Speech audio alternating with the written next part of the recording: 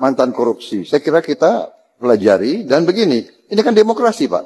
Kalau memang hukum mengizinkan, kalau dia masih dianggap masih bisa dan rakyat menghendaki dia, karena dia punya kelebihan-kelebihan lain, mungkin korupsinya juga nggak seberapa. Korupsilah selagi sempat, korupsilah selagi sempat, buat apa mikir rakyat, bukan mudah jadi pejabat.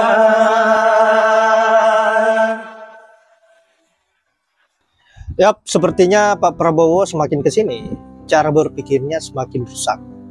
Apakah ini mungkin efek dari kebanyakan bergaul dengan Mulyono, sehingga cara berpikir beliau sudah tidak normal lagi dan hanya berpikir soal kepentingan pribadinya tanpa berpikir bagaimana nasib rakyat, sehingga bisa kita nilai bahwa beliau ini pada akhirnya pro terhadap koruptor, dimana pernah kita mendengarkan pada saat dia berpidato ingin mengejar koruptor sampai ke Antartika. Padahal semua itu hanya bullshit, dan bagaimana agar kalian bisa simpati terhadap beliau dan memilih jadi presiden. Pada akhirnya sudah terpilih menjadi presiden, koruptor dibuat enak. Dan apa yang dilakukannya ini tentu membuat para netizen geram, dan bahkan Pak Prabowo tak habis-habisnya diejek hampir setiap hari.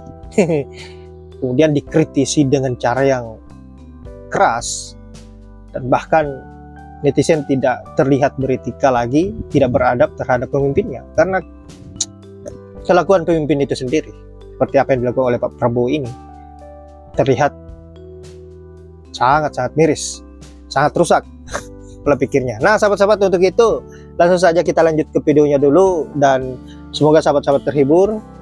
Silahkan tanggapi apa yang menjadi kekonyolan netizen, baik memparodikan dan juga komentar yang sangat cerdas dan juga pedas terhadap Pak Prabowo. Langsung saja ke video itu. Saudara-saudara sekalian, begitu saya dilantik jadi Presiden Republik Indonesia, jika memang saya menerima mandat dari rakyat, pada saat itu saya akan cari bukti-bukti korupsi semua itu. Dan pada saat itu, mulai saat itu, saya akan kejar koruptor-koruptor itu. Bila perlu, sampai ke Antartika, sampai ke padang pasir yang paling jauh, akan saya kejar. Hai para koruptor atau yang merasa pernah mencuri dari rakyat, kalau kau kembalikan yang kau curi, ya mungkin kita maafkan, tapi kembalikan dong. Nanti kita beri kesempatan cara mengembalikannya, bisa diam-diam supaya nggak ketahuan. Mengembalikan loh ya. Apa coba? Tapi kembalikan.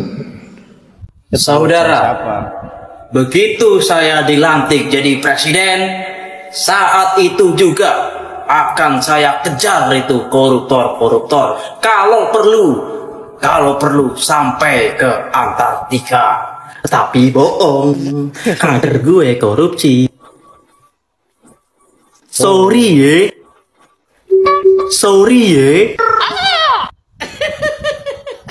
Miss Juliet, lu teriak-teriak mau mengampunin para koruptor, asalkan mengembalikan yang dikorupsi. Ngapain lu teriak-teriak begitu? Hah? Kualitasnya dari mana? Hah? Kalau memang lu mau mengampunin para koruptor, mau mengambil uang-uang koruptor, esakan dong RUU perampasan aset. Di situ tuh tidak ada pidananya loh, melainkan perdata. Jadi para koruptor tidak dipidana. Kenapa kamu nggak berani mengesahkan? Karena di situ akan diambil seluruh asetnya. Nggak berani kan? Koruptor kok dilawan.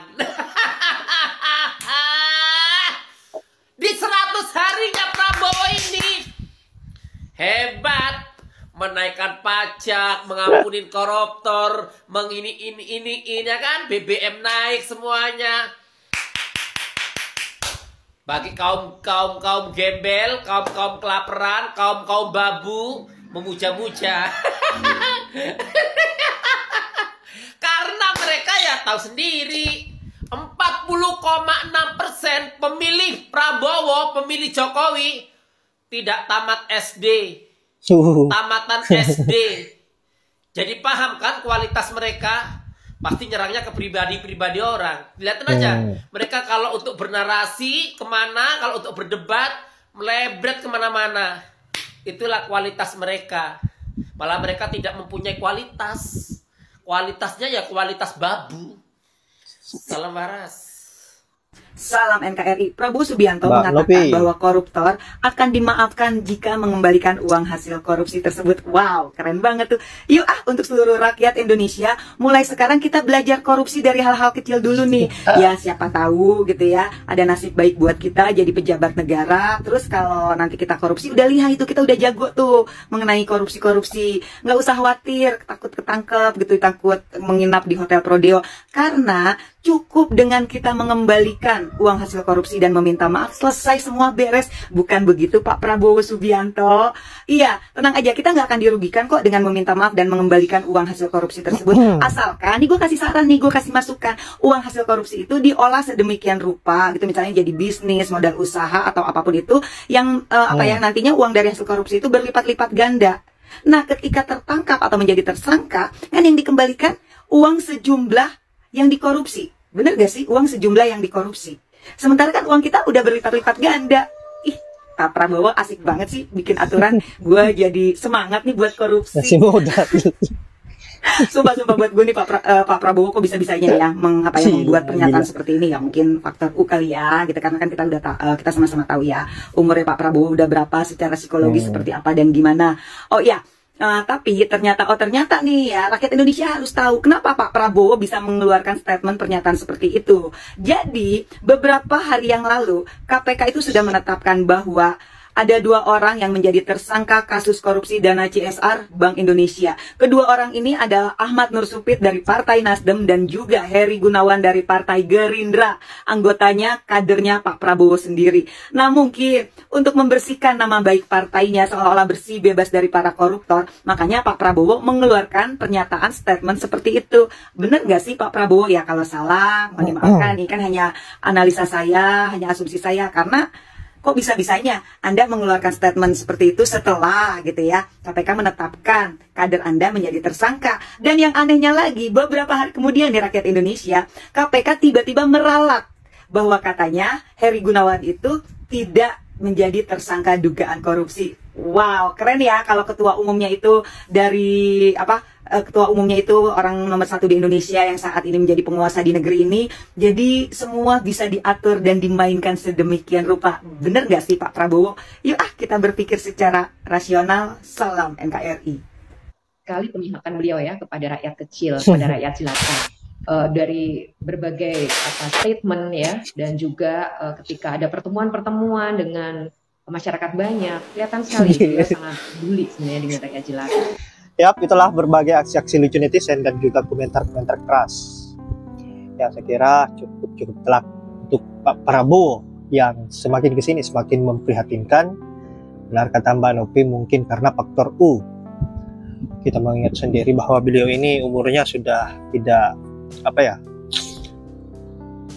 sudah melampaui bonus lah.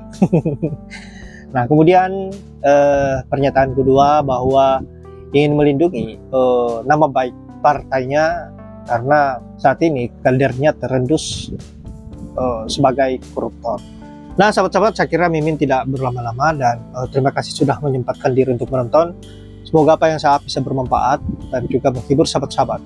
Saya akhiri dengan ucapan wallahul muwaffiq ila aqwamit thoriq. Assalamualaikum warahmatullahi wabarakatuh.